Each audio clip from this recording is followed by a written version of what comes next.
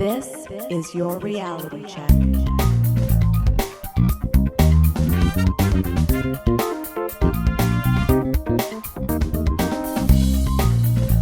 Welcome to The Reality Check, the weekly Canadian show that explores a wide range of controversies and curiosities using science and critical thinking. Today is September 19th, 2021. I'm producer Pat, and with me is Cristina Roach. Hey, everyone. We have two interesting segments for you today. Adam looks into the supposed oldest profession in the world. But first, Cristina, what on earth is ear seeding? Okay, before I start, I want to preface with a little something.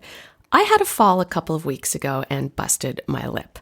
Now, it's been healing really nicely, but it still affects my speech, so please forgive the extra sibilance. It's a good thing I'm not doing a segment about syllogism today.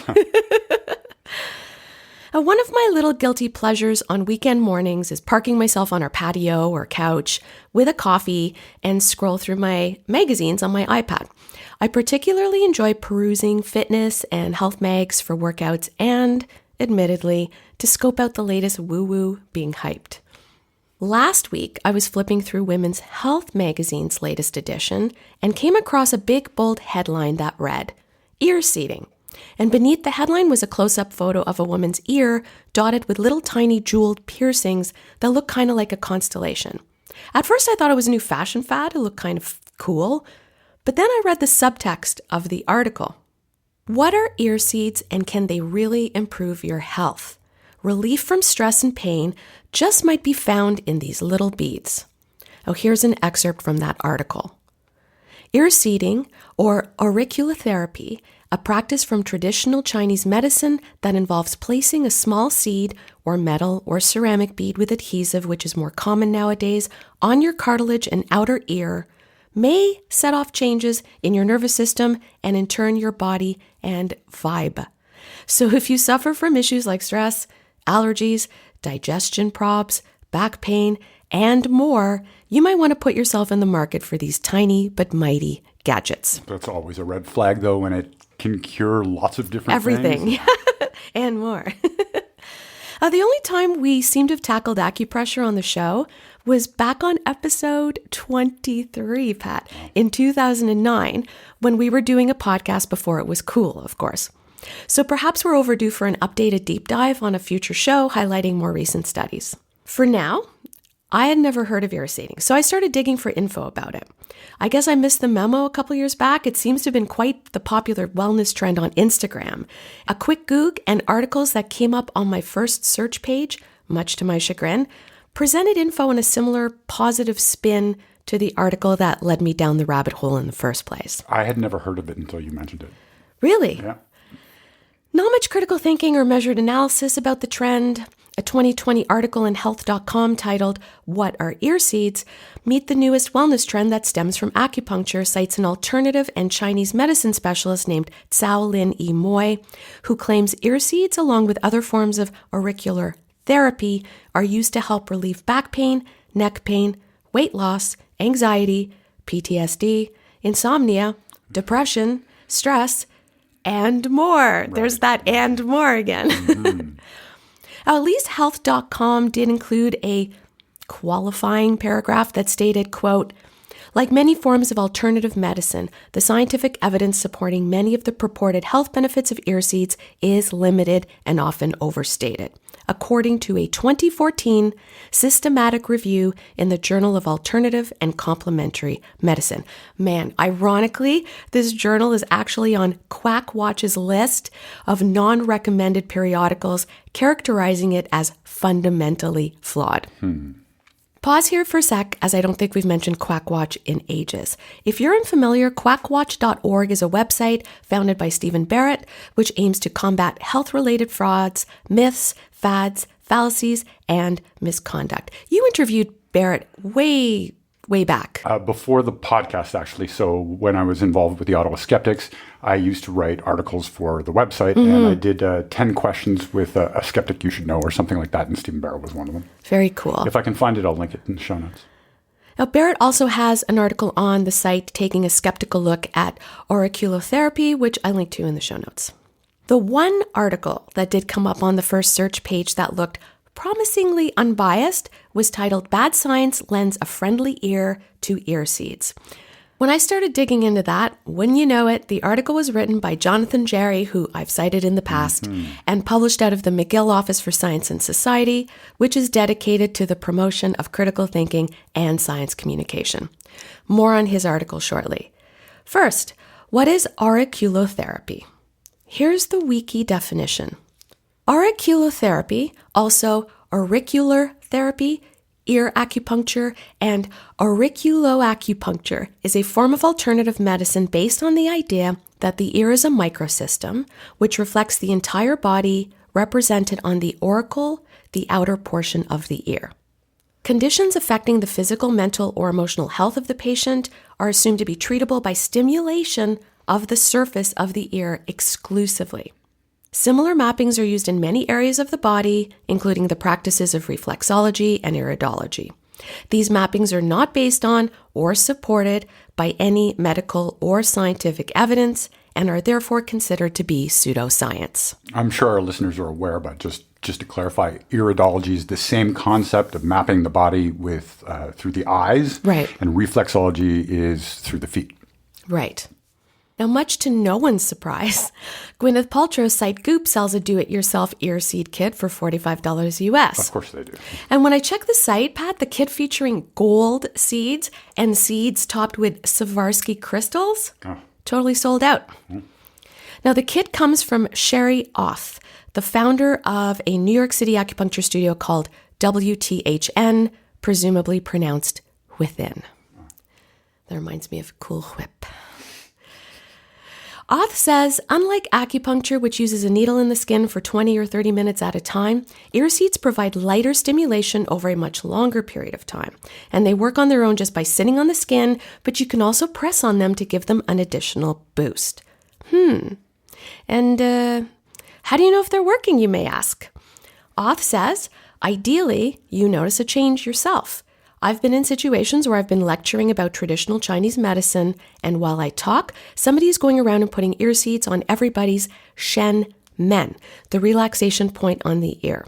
It's one of the most common points we use in auricular acupuncture. There's often a palpable feeling in the room once everyone's ear seeds are placed. Now, I went looking for more background on shen men. One wellness site I found describes it this way. Shen men means spirit gate, which means a gate/door to access our spirit/mind/emotion.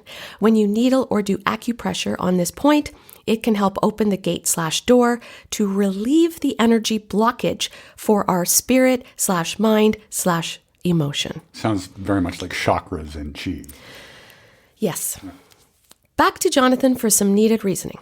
He writes, acupuncture came back into fashion during China's Cultural Revolution from 1966 to 76 and is based on the belief that our body has rivers along which a life force can move, to your point, Pat. Then needles are inserted at seemingly specific points to allow the life force to flow better.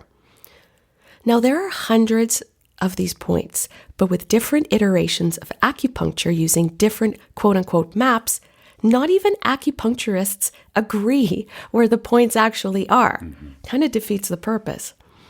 Also worth noting, ear acupuncture is not Chinese, as many people assume.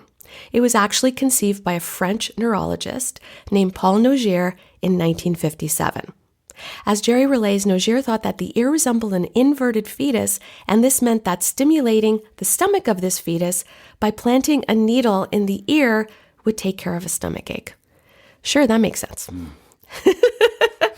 So Jerry mentions that he has read a boatload of systematic reviews on ear acupuncture and acupressure, and that although some evidence may look positive on the surface, he kept coming across the statement the studies were of poor methodological quality and at high risk for bias.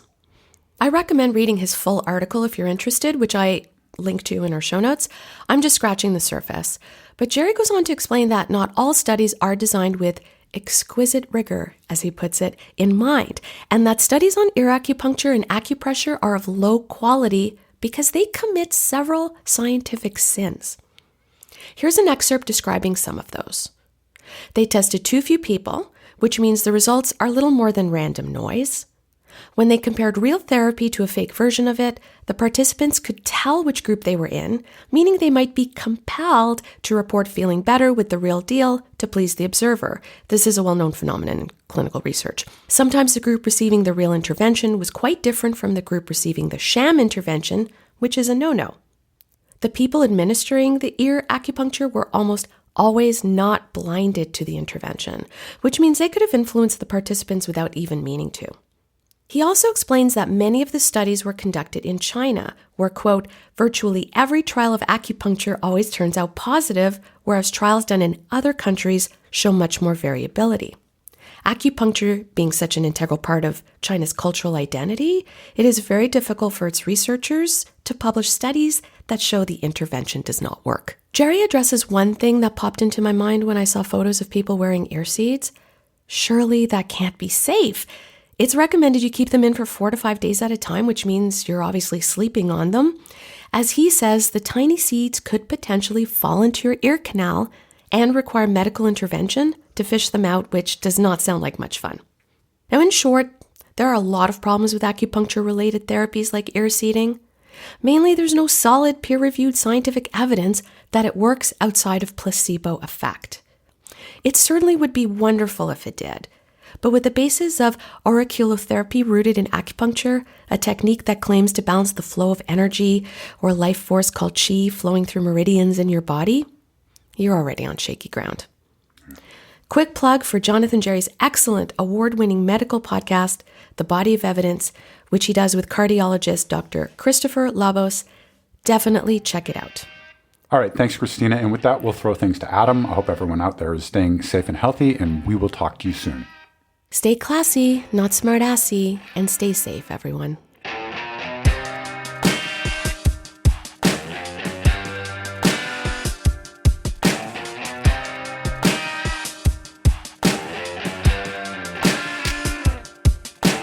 What's up, cuboids? What is the oldest profession? The phrase the oldest profession refers to prostitution. But is that actually the oldest profession? And why do people say that?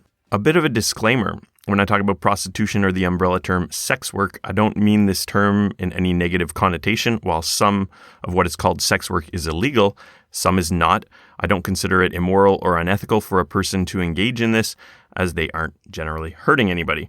That said, in many cases, the people who are coercing or forcing others into sex work are doing something very wrong, very reasonably illegal, especially when it comes to sex trafficking, sexual slavery, and any exploitation of children who aren't able to consent and expect the kind of lasting problems that this may cause them.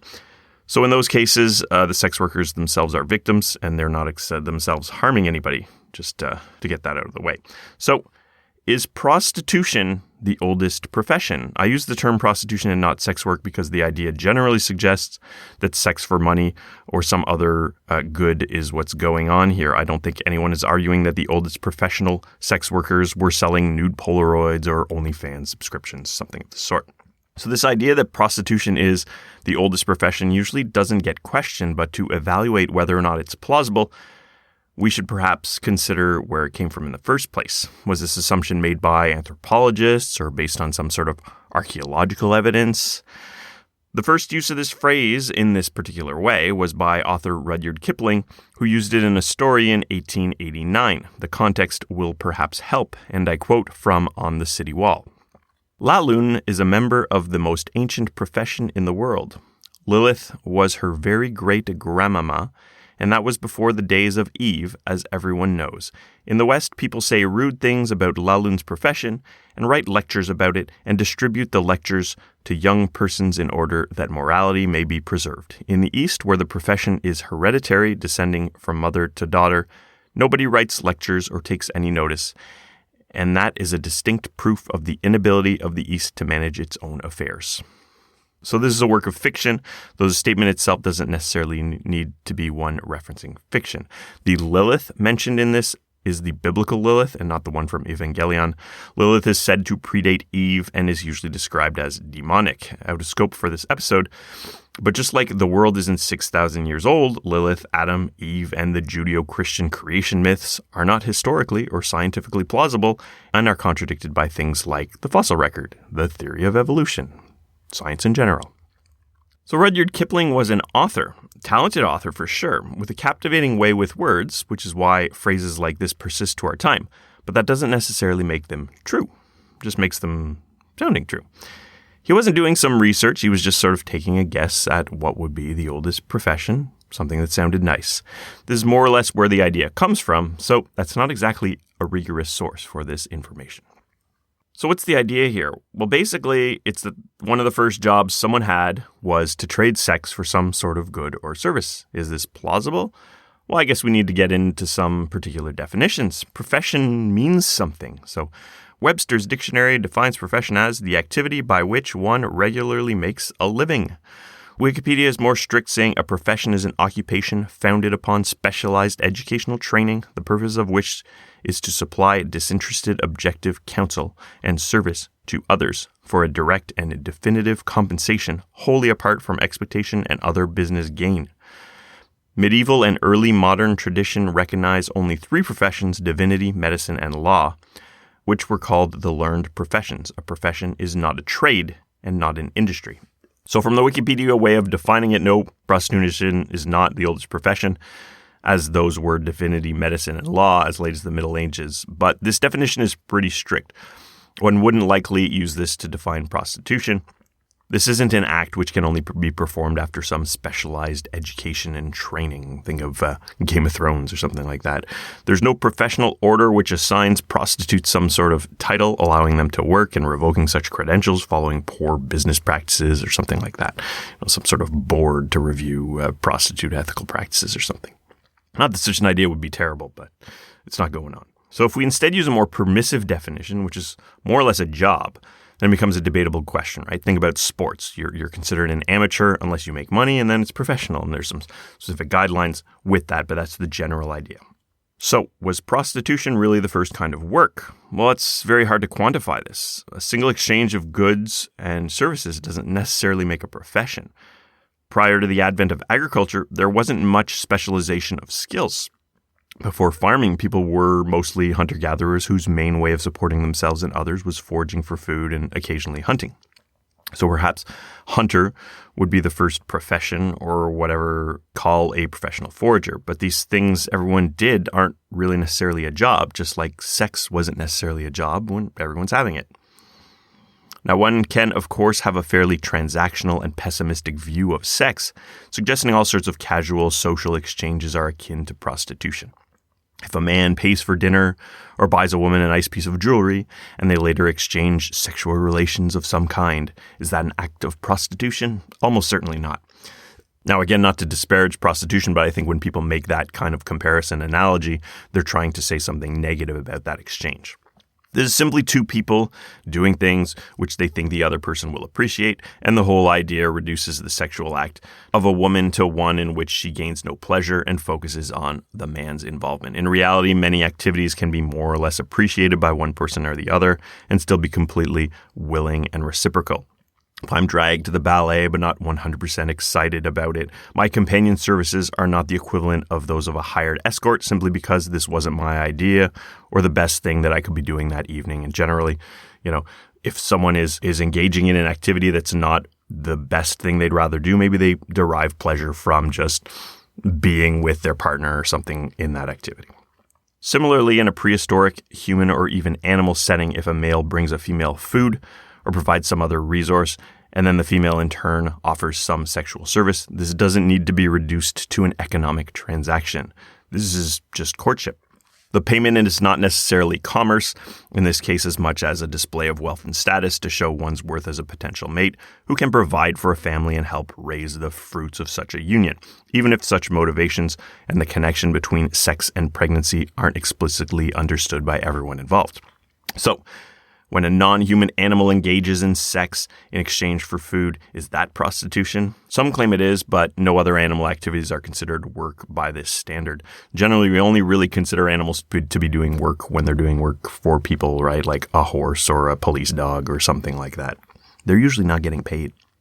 All this said, at some point, someone did literally trade sex for money or some sort of good as a purely financial transaction, and this could be considered a profession, as many people do this today and have done this as far back as we have written records of.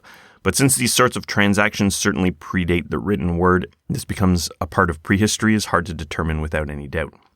Prostitution likely arose as soon as trade or some sort of economy did. Though the common wisdom is that this was done with barter, it's likely that some sort of exchange of debt or credit was the first kind of commerce, and prostitution could be used as a service or payment in such a sense. But other professions likely began at the same time, and it's difficult to say which specific one came first. There are many other contenders for the oldest profession. I found a list on oldest.org. One is builder, such as building early huts. This would have originated between 10,000 and 15,000 years ago. Farmer as a job originated about 12 to 13,000 years ago. So this was the dedicated act of farming, which allowed for some in the group to be able to concentrate on other things besides hunting and gathering. And this allowed many other jobs to exist, and this sort of snowballed human progress and societies. Musician could be a job to consider. This would have originated about 50,000 years ago. A lot of people would have done it. The oldest instruments are about 42 to 43,000 years ago, and they come from Germany. Artist is another potential profession, and this dates back about 67,000 years from what we've seen in cave paintings. There could be older examples that simply weren't preserved because, things are well preserved in some caves, but not everywhere. Storyteller is another, and this has been something that we've done for around 200,000 years. Though creating nonfiction stories is big business today, it's not clear that it would have been used for commerce so long ago.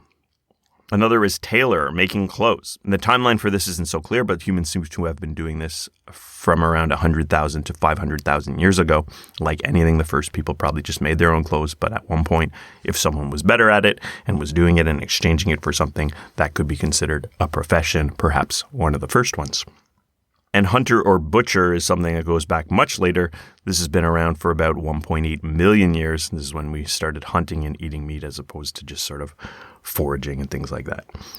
Tool maker is even older. This dates back to 2.6 million years. And it's the age of the oldest tools that we've seen, basically sharp rocks. So once humans had tools, some that were particularly good at doing it, might have been making more, using them to trade for food and other favors. This could be considered work.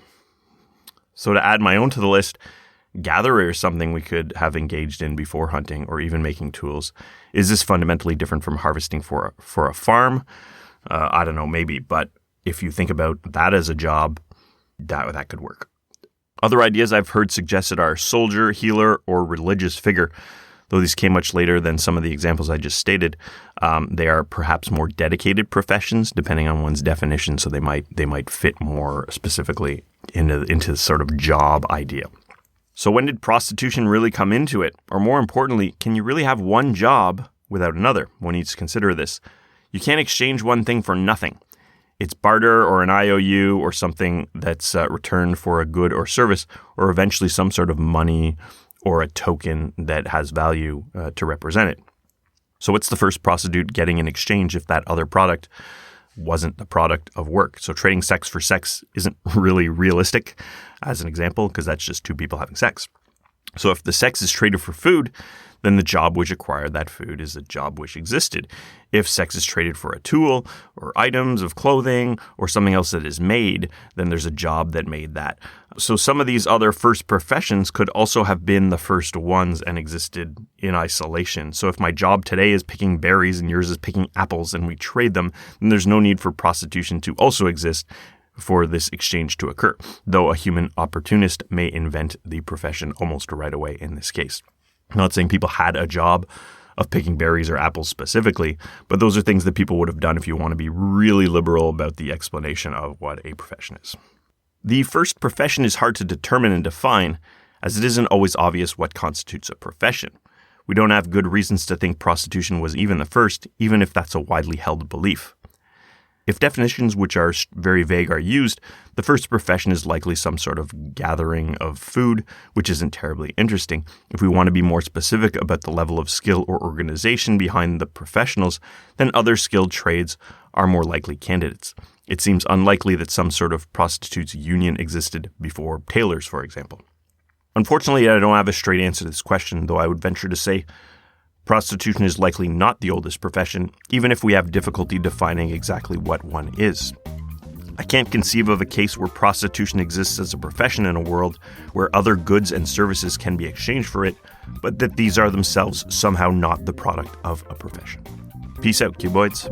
For show notes or to discuss this episode, visit our Facebook page and website at trcpodcast.com. For general inquiries or to send a topic or parody suggestion, email info@trcpodcast.com. Help support the show by leaving a review on iTunes and liking us on Facebook. Follow us on Twitter @TRC_podcast.